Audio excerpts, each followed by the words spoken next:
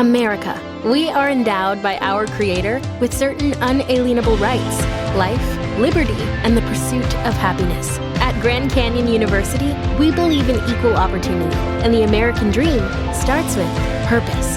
By honoring your career calling, you impact your family, your friends, and your community. The pursuit to serve others is yours. Find your purpose at Grand Canyon University. Private, Christian, affordable. Visit gcu.edu.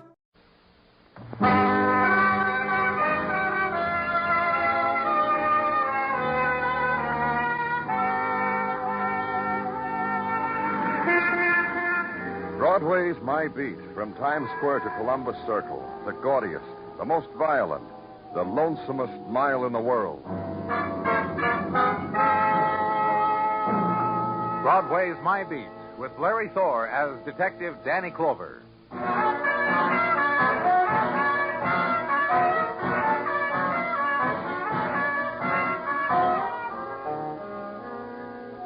The time comes to Broadway when the April day summons its warmth, its winds, its plumed sprays of sunlight, departs the avenue littered with its promises, and the defeated and the unfulfilled swarm back into the subway entrances and wait on the stifling platforms, in the dim, sallow light reflected from walls of stained tile. Wait for the going home. Wait for the death of a day to happen in some other place, the hall bedroom, the front stoop, some other place where shock will be gentler. And suddenly, through the steel corridor, a hot, dry wind races in the depths of earth, and on it the fury of hurtling steel, and they surge forward to meet it. Soon they will be home.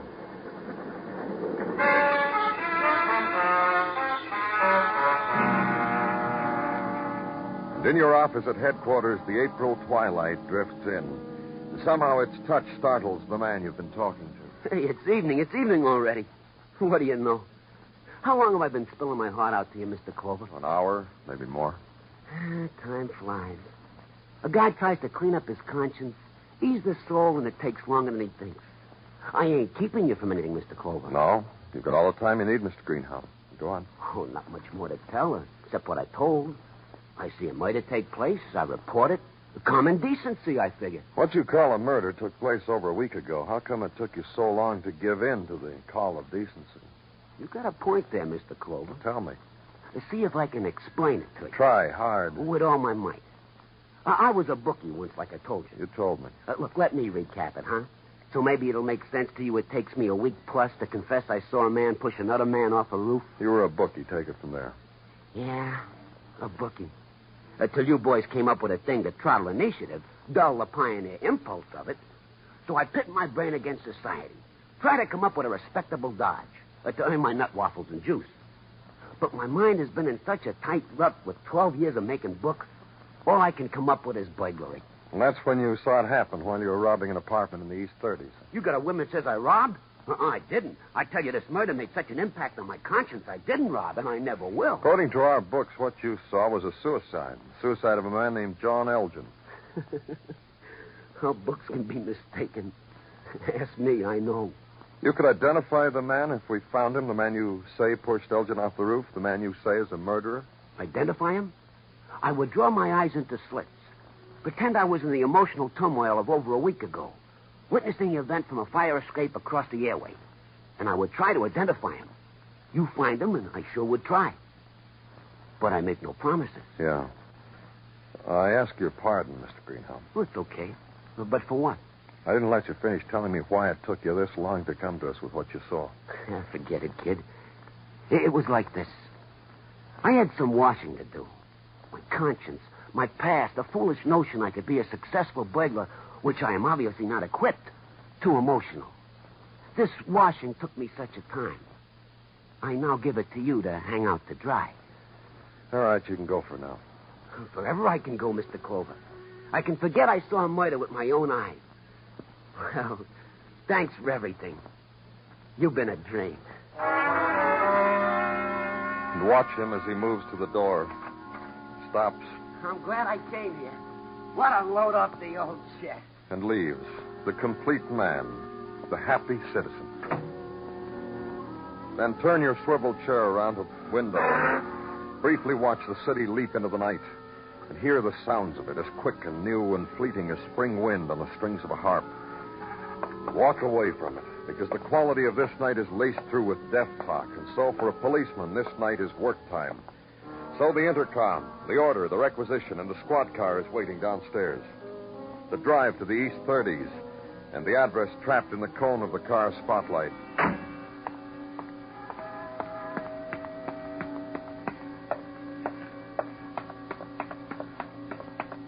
And 4 flights up and walk back, and the bell is to the right of the wreath.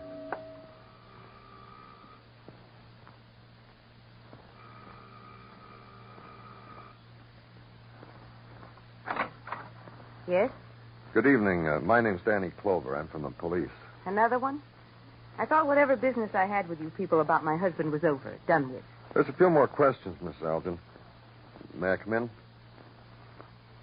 Yes. In here, please. Now, what are your questions? Are you convinced your husband killed himself? Yes. I see. Well? Has it occurred to you that someone might have pushed your husband off the roof? No. Suppose I told you someone had seen your husband murdered. Well? Well, that's what I'm telling you. Someone saw it happen. Who? Did your husband make a habit of spending much time up on the roof? Who saw my husband murdered? Well, that doesn't matter right now. What matters is that it's going to start all over again, Mrs. Elgin. A whole new investigation. I see. All right. My husband and I didn't get along. There was some talk of divorce. Never materialized. My husband was a moody man. He used to take walks. He used to walk down the hall, up the steps, onto the roof, and stare, and smoke, and pace. One night he jumped. Now what? Now take each one of the statements I just made and investigate them. Who saw my husband murdered? I told you... Yes, you did. Very well, lie to me. If this is a method, do it. No one saw my husband murdered. Of course not. My husband's dead. My husband killed himself. I hope he rests in peace. Now get out of here.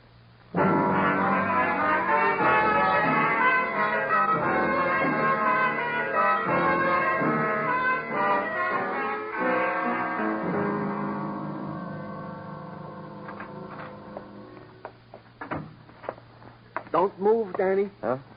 I make this request of you. Just don't move. Stay where you are. And from this sculpted pose, congratulate me. Something good has happened to you, Gino? The best. The natal day of my youngest Amelia is riding Fini across yon spring sky. Huh? It was a beautiful day for the birthday of my youngest Danny. You should have told me before, Gino. I forgot. I You would would have presented her with a present. What's a present when you can do what you can do? What can I do, Gino? At your leisure, call up my Amelia on the telephone. Wish her the many happy returns.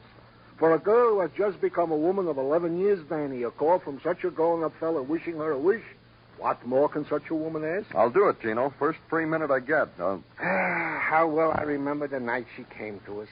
How almost she was born under the sign of the Flying Red Horse. What? The sign of the Flying Red Horse, Danny. Well, I had to stop at the gas station to refuel the borrowed machine in which Mrs. Tartaglia and I were making our scheduled journey to the hospital. Oh, yeah. This, of course, explains my Amelia's interest in such posies as Pegasuses and other beasties that fly with 4 legs. Of course. Well, Danny, now that we have disposed of the frills and fripperies, to work, huh? Well, whatever you say, Gino. And then to deceased John Elgin, whom we have called suicide, and with which verdict others differ. Well, what about him, Gino? This about him, according to our files. He was once picked up in a raid on an after-hours joint 3 months ago. With him was a woman, name of... let me adjust the specs to see. Name of Gladys Haywood of 1217 West 73rd Street. The only memento the deceased John Elgin left to us, Danny... Give me that name and address, Gino. Here. Thanks. Now, get Detective Muggerman and have him meet me with a squad car. Oh, and, Gino... Yeah, Danny? It'll be too late to call your Amelia, so you give her my kiss. Good night, Gino. Leave headquarters again. The ride with Detective Muggerman now up Riverside Drive, and this time of night is one with the river. Black. And the lights, flung downward from places far away, shimmer briefly and are gone. And the swift ebbing figures walking hand in hand by the water. And the lonely ones who stare at the moon's curved reflection. And the huddled ones who look for nothing at all. The river at 10 o'clock on a spring night. Take a turn on the 70s. Park the car and a house to find again. And a hall to walk. And a door found.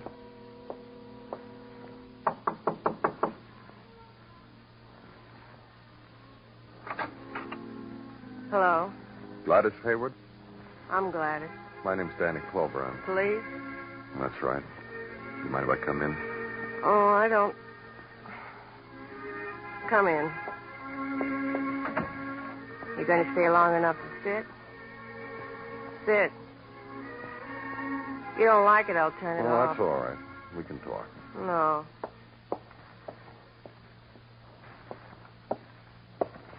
Now what? I'm trying to find out some background about John Elgin. Your name came up. On account of that raid. That's right. Was that the only night you were with Mr. Elgin? I had about a year with him, mister. You want to try to believe something? I'll tell you something. I almost married him. He had a wife. I know. I met her. I had a chat with her and tea with her, handshake, looks into each other's eyes, woman to woman. Very civilized and up to the minute afternoon. I rang her bell and told her I was in love with her husband and wanted to marry him. What was her reaction? Smiles. She was all for it. She didn't like Mr. Elgin. She told me that when bent from the waist to pour the tea and looked up at me and smiled. About a month ago, this tremendous thing happened. Mrs. Elgin was going to divorce her husband, and you were going to marry him. Is that right? The plans I had. What's happened? Pick up that book beside you, mister. War and Peace, it's called. I can't understand what it's about. The music I was listening to, I don't know what it's about either. Mr. Elgin gave me those things. And other things. First he said he loved me, and then he was going to educate me. From something simple, everything got complicated. There's divorce. I don't know. So you broke it up? Yeah. Yeah, I did. I couldn't be a wife to Mr. Elgin, but... See, there I go again, calling him Mr. Elgin. I never could get around to call him by his first name. I sent him back to his wife and told him to stay there, and he thought that was the best idea. You see, a girl like me wants... What do I want? Can you tell me why anybody would want to murder John Elgin? I don't know. I don't know anything. Maybe I should have married him. Now what have I got? A date with a guy at 11:30.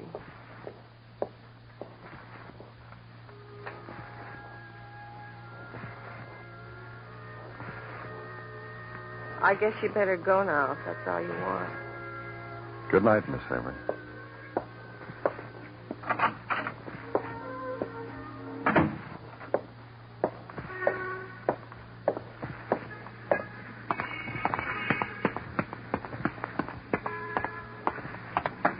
Danny? Let's go, Muggavan. Yeah, let's go. Let's just over the radio, Danny. You're shooting 2 blocks from here, liquor store. Come on.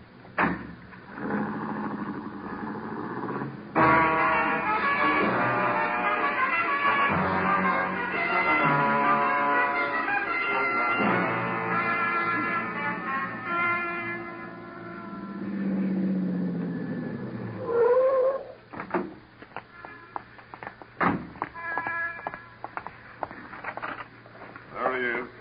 On his back on the floor. And what's your name, mister? Ray Ford, this is my liquor store. All right. Tell me what happened, Mr. Ford. Well, a couple of minutes ago, that guy on the floor there walked in and asked for a bottle of booze. So I gave it to him.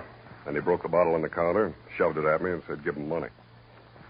Hey, I better get to a hospital or something. My hand's bleeding like a stuck pig. How'd your hand get cut like that? A little tussle we had. I grabbed the bottle from him. He kept coming. So I took my gun from under the counter and let him have it. You know who the man is you shot? How do I know? I know.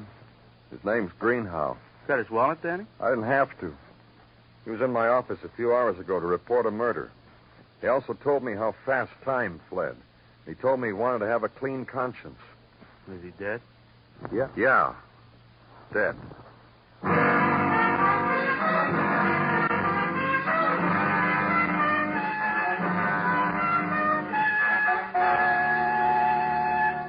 You are listening to Broadway Is My Beat, written by Morton Fine and David Friedkin, and starring Larry Thor as Detective Danny Clover. Now a few words from Burt Lancaster, star of the motion picture The Crimson Pirate. This is Burt Lancaster. I've been doing quite a bit of traveling around the world lately, either on location or making personal appearances. But I always keep in touch with Hollywood by listening to the Lux Radio Theater every Monday night over the CBS radio network. To radio actors, the Lux Radio Theater is Hollywood, because you can always be sure of hearing the latest and best motion pictures with the original stars. Why don't you tune in with me to the CBS radio network next Monday night and hear some fine entertainment on the Lux Radio Theater? This Monday, on most of these same CBS radio stations, Lux Radio Theater stars William Holden, Nancy Olson, and Lyle Betker in Union Station.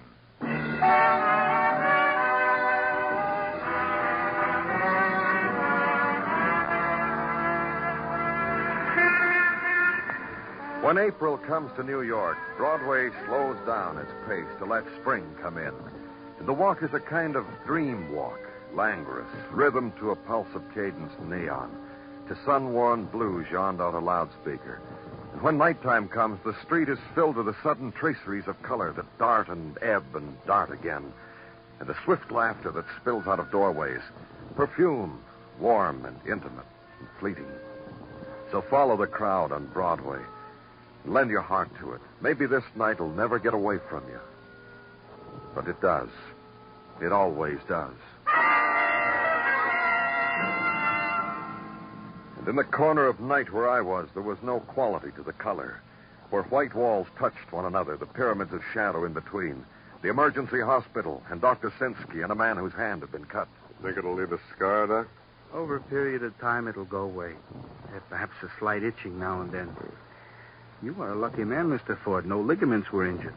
Now, hold still for just another minute. Where do you live, Mr. Ford? 1212 West End Avenue. Watch that bandage, Doc. He was a little tight. Watch it. Watch it. My prerogative as a physician, Mr. Ford, to calculate of a bandage whether or not it gives you some pain. Please don't jerk your hand away again. You have a license for this gun you killed Greenhow with? Are you kidding? No, I'm not kidding. Now bend your arm at the elbow, Mr. Ford. Sure, I got a license for it. My store was held up 5 times, Clover. After number 5, I got me a license. I got tired of donating to the Hoodlum Society of NYC. Let's slip this around you. Huh? Please, Mr. Ford, a little cooperation. This is just a sling. Yeah. Thank you.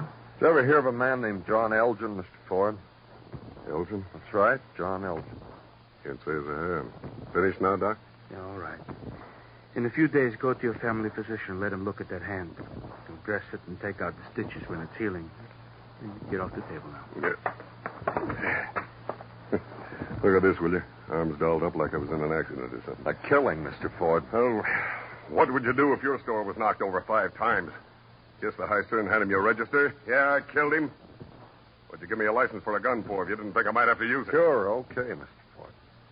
You can go now. I'll get in touch with you when I need you. That's right, that way out, Mr. Ford. And the spring night is in full possession now. Its odors drift the corridors, seep into the room, blend with the acrid scent of pain present, pain past. The night wind of spring riffles a discarded ribbon of gauze stained with scarlet, floats it, traps it against your ankle. So leave this edge of night. Walk a street that leads into the blind alley of sleep. Walk, think, remember. The man who came to you told you he'd seen a murder committed, and in a few hours the man was dead. And another man, Ray Ford, liquor dealer, who was weary of robbery, so got a license to kill. The licensed violence to kill a man who said a murder was committed, had seen the cascade of death from a rooftop. The death of John Elgin that we had called suicide. Then the end of walking this spring night, and open the windows of a room and sleep.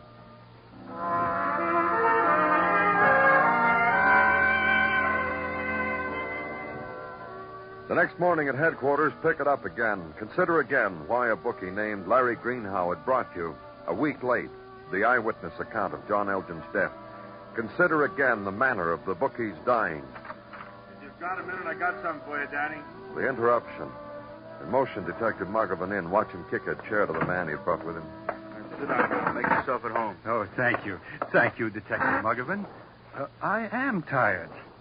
It's nice to meet up with a considerate man. What do you got, Margovan? Why'd you... The polite fellow there, Danny, I want him to make your acquaintance. It's Al Tedrow, Lieutenant Clover, Al. Indeed, a pleasure and a privilege, Lieutenant. Why did Detective Margovan bring you to me, Mr. Tedrow? I honestly don't know. I've been minding my own affairs, leading the good life. Al here was leading the good life in the show up this morning, Danny. The boys picked him up around 3 last night. How many times have you been picked up like that, Al? Oh, I don't like to brag, but I should say I've been rousted in round numbers, Lieutenant. No complaints. Baker's dozen. And the boys are usually proper with me. Al's a beggar, Danny. Real pro, educated, polite. Sells his private brand of heartbreak for dimes and small change. What's that got to do with me, Margovan? When the boys picked Al up last night, he had the best part of $2,000 on him. Tell the lieutenant where you got it, Al. Oh, with pleasure. Let's see. Yesterday? Yes. Yesterday I was summoned by Larry Greenhow to his favorite phone booth that he calls home, there to receive the payoff on a debt he owed me. A gambling debt I thought he had welched on. $2,000. Lovely number. Larry Greenhow, the man who was shot down. Same bookie, same man who told you couldn't find a respectable job to keep him in coffee and cake. Same man pays off $2,000. Now dead. Gotta be something. Danny Clover speaking. Dr. Sinsky, Dan, I got something down here I want you to look at. Where are you? The morgue. Right away, Dan? Right away.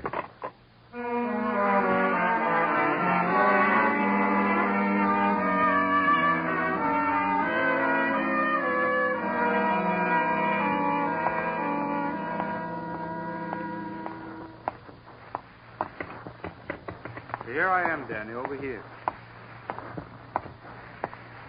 The reason why I called you and asked you to come down here to the morgue is... You said you had something interesting to show me, Dr. Sinsky.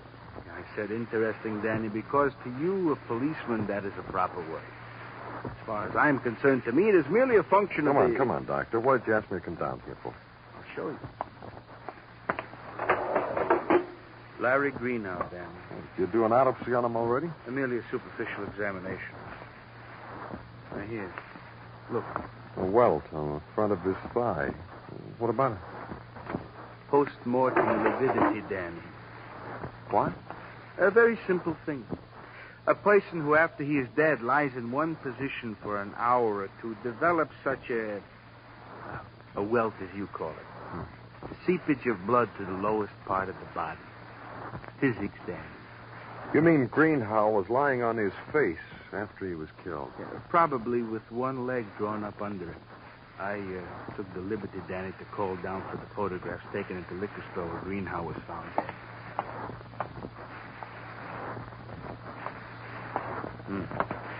Here. Now, did I use the right word? Lying on his back. Yeah, you did, Doctor. It's interesting, all right. Thank you. Where's the nearest phone down here, Doctor? Yeah, through that door. Thanks, Dr. Sinsky. Thanks a lot.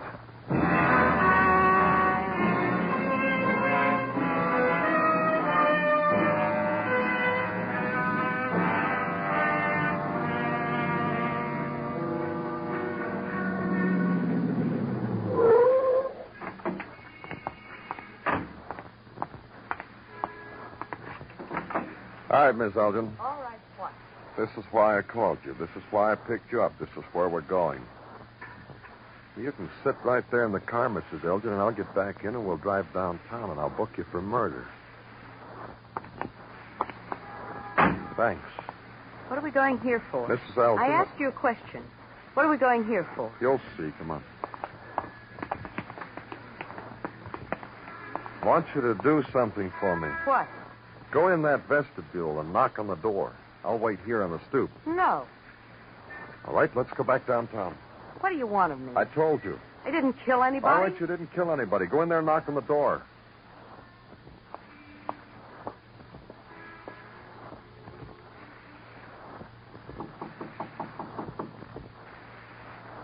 No one's home. Knock again. Again. for Margaret. I didn't want to do it. He made me. He made me, Ray. I didn't want to do it. What? What, baby? What are you talking about? Inside, Ray, inside, both of you. Thanks, Mrs. Elgin. All I needed was that the two of you knew each other. Ray, I didn't want to do it. He said he was going to charge me with murder. Well, baby, He said he was going to charge me with murder, Ray. What's it all about, Cole? How's your hand, Ray? I get twitches. You'll get over it. Tell me again how you cut your hand, Ray. Like I said, with a bottle. What's this all about, Margaret? I don't know, honey. I guess all we can do is listen to Mr. Clover. So what for? What do I have to listen to him for? He thinks John was murdered, Ray. I don't know how he got that idea. I swear I don't know how he got that idea, Ray. How'd you get it, Clover? You killed a man named Greenhow in your store last night. He told me Margaret's husband was murdered. Yeah, he told you Margaret's husband was murdered. So? Who else is he going to tell? No one. You took care of that. What would you do if your store was knocked over 5 times, kissed the heister? Hand him your register? Yeah. Greenhow wasn't killed in your store, Ray. Where'd you kill him? Here? You going nutsy? Sure, I killed him in my store. Blood all over him, wasn't there, where I shot him? Your blood. You cut your hand on purpose after you shot him. Look, Ray, there are a couple of things I can do. Have tests run on your blood type and Greenhow's, or have technicians tear this house apart looking for signs of blood. I figure this is where you killed him. You, Ray, honey. You're in a lot of trouble. Shut up. I didn't say very much. I just said... Shut up. You killed Greenhow because he saw you push Mr. Elgin off the roof. Because he was blackmailing you. You told him that, Margaret? You told me to shut up, and I'm going to shut You told up. him that, Margaret? He didn't need to, Ray. I learned that Greenhow paid off an old debt, a big debt. So I'd ask myself the question, where did he get the money? And why did he get the money? Why? Because he saw one man kill another. What did I kill John Elgin for? What motive did I have? You got to have a reason. You got to have a motive. You had a motive, Margaret. I still look good to you, Ray, honey. You almost had Margaret when her husband fell in love with another woman, but he got over it. Went back to Margaret. It was very touching. Gave me a speech about there wasn't going to be a divorce, ever. He said, let's start all over again. You remember, Ray? I tried to explain that to you. You're so hot-tempered. Margaret, for the So love... hot-tempered. Margaret. Oh, it's over now, Ray. A little ex-book. You knew you were a murderer and blackmailed you. Then you got tired of paying him. So he came to me, labeled it murder, and went away. And Greenhow wasn't lying. He didn't tell you I killed Elgin. That's right. Greenhow didn't identify you. He just came to the police to frighten you. He just reported a murder. When he came back here to tell you what he'd done, you killed him. Margaret, help me. Can I talk now, Ray? Come on, help He me. never said your name. Why didn't you pay him? He would have said it. Not if you'd have paid him. He would have said it. Look how hot-tempered he is. Knows everything. Him. Burns our life away.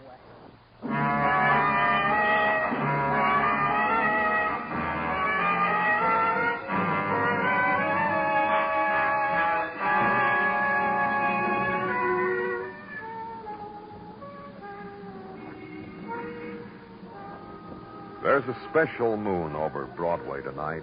It dips low and mixes with the laughter, the clack of heels, and the light flung downward from the spectaculars. And people look at it, point at it, wink at it, and run into whatever shadow they've planned for the night.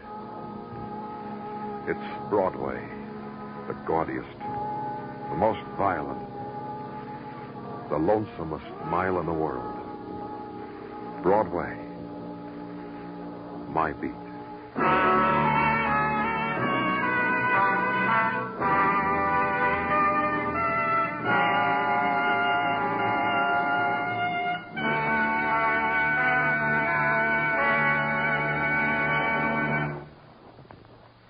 Broadway's My Beat stars Larry Thor as Detective Danny Clover, with Charles Calvert as Tartaglia and Jack Crucian as Muggavan.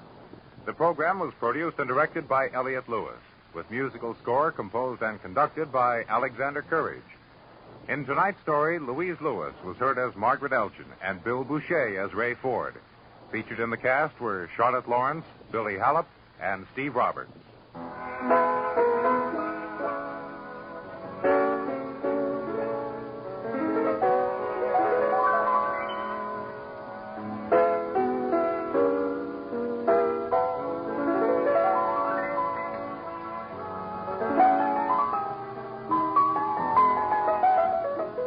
forget Monday nights, it's Arthur Godfrey's Talent Scouts for fun and variety entertainment galore on most of these same CBS radio stations. Bill Anders speaking. And remember, Robert Trout reports the news of the world every Sunday on the CBS Radio Network.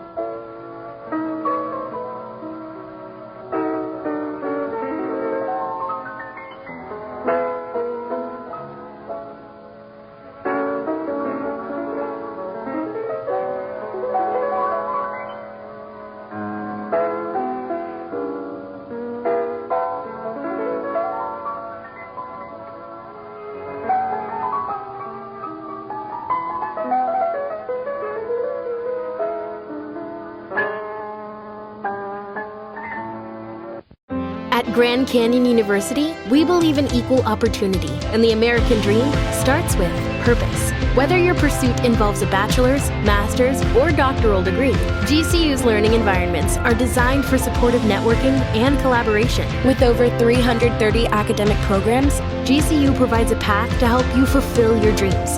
The pursuit to serve others is yours. Find your purpose at GCU. Private, Christian, affordable. Visit gcu.edu.